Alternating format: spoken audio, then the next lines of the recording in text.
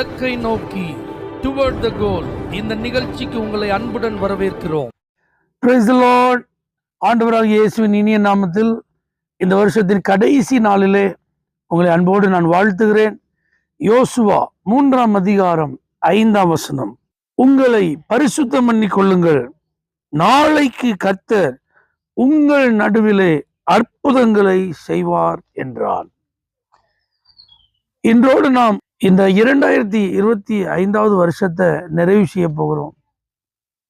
இஸ்ரவேல் ஜனங்கள் எகிப்தின் அடிமைத்தனத்திலிருந்து வெளிவந்து அவங்க கானானுக்குள்ள நுழைய போற நேரத்துல பிரவாகித்து கொண்டிருந்த யோர்தான் குறுக்கே நின்றது. அது இப்பொழுது கடக்கக்கூடாத ஒரு நிலையில் இருக்கிறது. காரணம், அது அறுப்பு காலம் முழுவதும் கரை புரண்டு ஓடும்.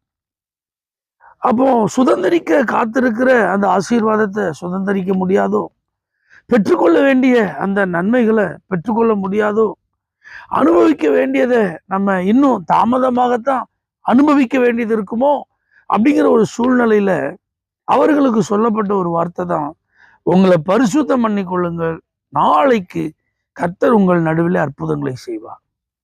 தெய்வ பிள்ளைகளே, இந்த வார்த்தைகளை கேட்கிற நீங்க பயப்படாதீங்க. எனக்கு முன்பாக இருக்கிற புது வருஷம் எப்படி இருக்குமோ கலங்காதீங்க.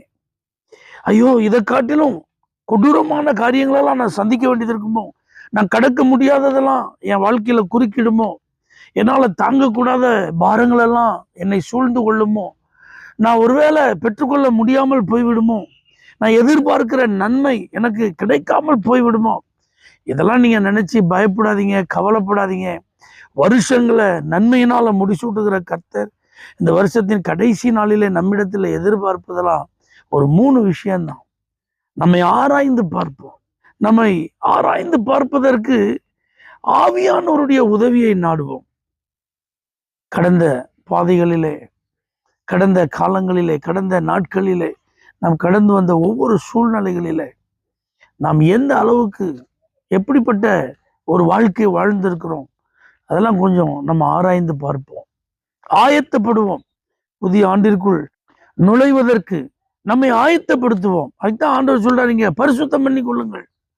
விசுவாசத்துல நாம் எப்படி இருந்தோம், ஜெப வாழ்க்கையில எப்படி இருந்தோம், பரிசுத்தத்துல எப்படி இருந்தோம், உண்மை உள்ளவர்களா இருந்தோமா, நீதி நியாயங்களை நம்ம கை கொண்டு நடந்தோமா, நம்முடைய மனசாட்சி நம்மை குற்றப்படுத்தாமல் இருக்குமா, இதெல்லாம் நம்ம கொஞ்சம் அறிந்து அதுல சரி செய்ய வேண்டியதெல்லாம் சரி செய்ய நம்மை ஆயத்தப்படுத்துவோம். அது மாத்திரமல்ல, அர்ப்பணிப்போம். ஒரு புதிய ஆண்டிற்குள்ள நுழைவதற்கு எத்தனையோ பேருக்கு வாய்ப்பு கிடைக்கல. ஆனா நமக்கு கர்த்தர் கிருபையா அந்த வாய்ப்பை தந்திருக்கிறார். அப்ப 2026வது ஆண்டில் அடியெடுத்து வைப்பதற்கு முன்பதாகவே முழுவதும் கர்த்தருக்கு நம்மை அர்ப்பணிப்போம். அவருடைய வார்த்தைக்கு கீழ்ப்படிந்து நடக்க அர்ப்பணிப்போம். அவருடைய பிரசுரத்தை சுமப்பதற்கு அர்ப்பணிப்போம். அவர் நியமித்த வழியிலே நடப்பதற்கு நம்மை அர்ப்பணிப்போம். அவர் சத்தத்தை கேட்டு அவர் சித்தத்தை செய்வதற்கு நம்மை ஒப்பு கொடுப்போம்.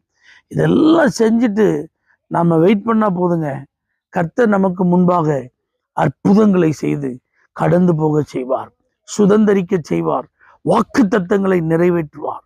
ஆகவே ஆராய்ந்து பாருங்கள், ஆயத்தப்படுங்கள், அர்ப்பணியுங்கள். உங்களுக்கு வரக்கூடிய புதிய வருஷம் ஆசீர்வாதமாக இருக்கும் என்பதில் சந்தேகமில்லை. பரிசுத்த பிதாவே, நாங்கள் எதிர்பார்க்கிற அந்த புது வருஷம் ஆசீர்வாதமாக இருக்க எங்களுக்கு நீர் தந்த ஆலோசனைப்படி நடந்து அதை பெற்றுக்கொள்ள உதவி செய்யும். இயேசுவின் நாமத்தில் பிதாவே, ஆமென். For prayer contact, Pastor J.